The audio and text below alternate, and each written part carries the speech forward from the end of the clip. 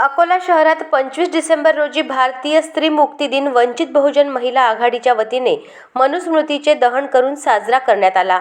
या निमित्ताने विविध क्षेत्रात उच्च पदावर पोहोचलेल्या प्रगती जगताप व क्षितिजा वानखडे यांचा सन्मान करण्यात आला।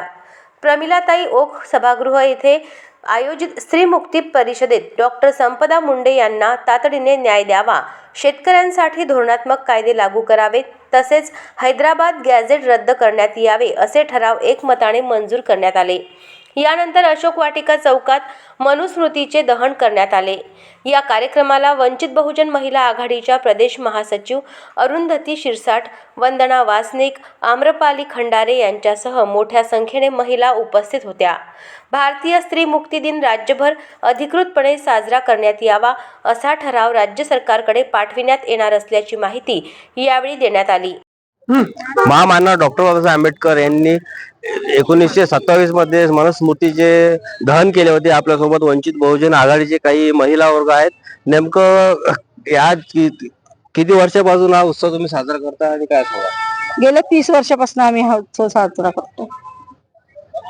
वंचित बहुजन आघाडीच्या माध्यमातून आणि गेल्या मागील 30 वर्षापासून भारत बहुजन महासंघाच्या माध्यमातून ज्या मनुस्मृतीने आम्हाला गुलामगिरीत ढकललेलं होतं, अशा मनुस्मृतीचं दहन करून बाबासाहेबांनी आम्हाला मुक्त केलं आणि श्रद्धेय बाळासाहेब आंबेडकरांच्या नेतृत्वात हे जी परिषद सुरू झाली आणि या परिषदेचं एक महत्वाचं असं म्हणजे हे सगळं महिलांनी स्वतः करायचं आणि ही परिषद साजरी करायची, ही परिषद गाजवायची आणि स्वतः मुक्तीच्या मार्गाकडे जायचं।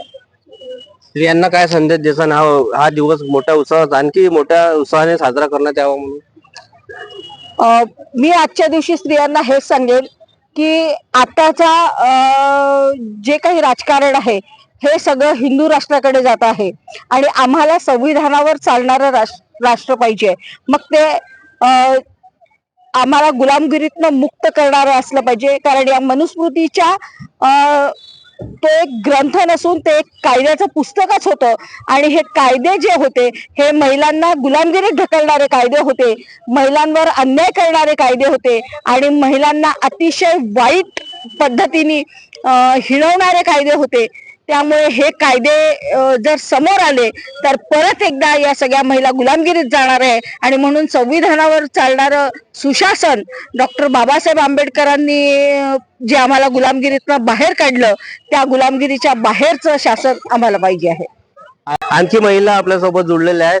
डॉक्टर बाबासाहेब आंबेडकर पुस्तक प्रेमी होते, नेमकं यांनी मनुस्मृती जाळली, याच्यावर काय आपलं मत आहे? खरं म्हणजे मनुस्मृतीमध्ये तत्कालीन मनुनी अतिशय महिलांच्या विरोधात त्या ठिकाणी कायदे लिहिले होते। महिलांना अतिशय हीन दर्जाची आणि अशी तुच्छ वागणूक दिली पाहिजे। महिला ही फक्त एक संभोगाचं साधन आहे या दृष्टीने आणि अतिशय नीच असं लिखाण त्या मनुस्मृतीमध्ये मनुनी केलं होतं। सोबतच इथल्या क्षुद्र लोकांना सुद्धा अतिशय क्षुद्रतेची वागणूक दिली पाहिजे असं त्या मनुस्मृतीमध्ये मनुनी लिहून ठेवलं होतं। त्यामुळे बाबासाहेब आंबेडकरांनी 25 डिसेंबर 1927 ला या ठिकाणी मनुस्मृतीचं दहन केलं आणि खऱ्या अर्थी महिला मुक्त झाली पाहिजे असं बाबासाहेबांचा त्यावेळी विचार होता। परंतु त्या मनुस्मृतीचं दहन करून सुद्धा या ठिकाणी जे मनुवादी आहेत त्यांनी अजूनही मनुचे विचार सोडलेले नाही। म्हणून श्रद्धेय बाळासाहेब आंबेडकरांनी या 25 डिसेंबर 1927च्या दिनाचं औचित्य साधून मागील 30 वर्षापासून आम्ही या ठिकाणी वंचित बहुजन आघाडीच्या माध्यमातून श्रद्धेय बाळासाहेब आंबेडकरांच्या मार्गदर्शनाखाली या ठिकाणी स्त्री मुक्ती दिन साजरा करतो आणि स्त्रियांच्या हिताचे अनेक या ठिकाणी आम्ही ठराव घेऊन कलेक्टर मार्फत या ठिकाणी मुख्यमंत्र्यांना पाठवत असतो। म्हणून या ठिकाणी खऱ्या अर्थी महिला मुक्त झाली पाहिजे, महिला स्वतंत्र झाली पाहिजे आणि जे बाबासाहेब आंबेडकरांनी 50% महिलांना आरक्षण दिलं तर बाळासाहेब आंबेडकरांनी त्याही पुढे जाऊन या ठिकाणी महिलांना 90% आरक्षण कसं दिल्या जाईल या दृष्टीने ते प्रयत्न करत आहेत।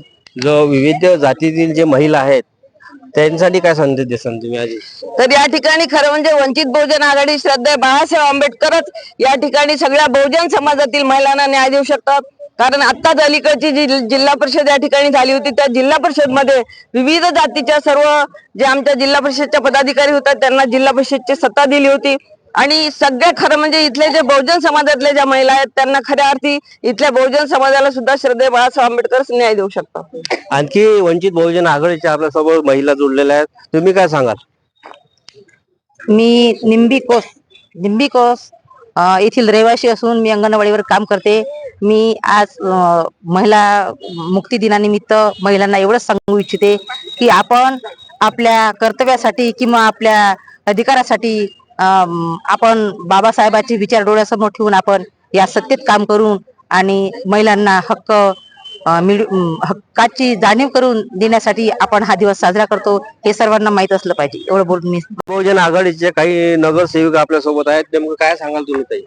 आज जे बाबासाहेबांनी आम्हाला मनुस्मृतीचं दहन केलं आणि आम्ही जो स्त्री मुक्ती दिन हा साजरा करतो त्यालाच आणि आज आम्ही ओबीसी जे महिला आहे ही जी घराच्या आत राहायची, आजही अशी परिस्थिती आहे. बऱ्याच ओबीसी महिला आत राहतात, पण श्रद्धेय बाळासाहेब आंबेडकर यांच्या पुढाकाराने यांच्यामुळे आज आम्ही ओबीसी महिला ही राजकारणात सक्रिय आहे. साहेबांनी आम्हाला ओबीसी मधनं सत्तेची दालनं उघडे करून दिली, म्हणून मी साहेबांचे आणि ओबीसी समाजातर्फे मी आवाहन करते एक ओबीसी तेली महिला म्हणून की जास्तीत जास्त संख्येने साहेबांच्या सोबत ओबीसी आमच्या लोकांनी उभा राहा. आणखी काही महिला आपल्या सोबत जुळलेल्या आहेत वंचित बहुजन आघाडीचे, आणखी त्यांच्यापासून काय प्रतिक्रिया समोर येते आपण ते सुद्धा जाणून घेणार आहोत. काय सांगाल ताई? आज महिला मुक्ती परिषदेच्या सर्व महिलांना मी शुभेच्छा देते.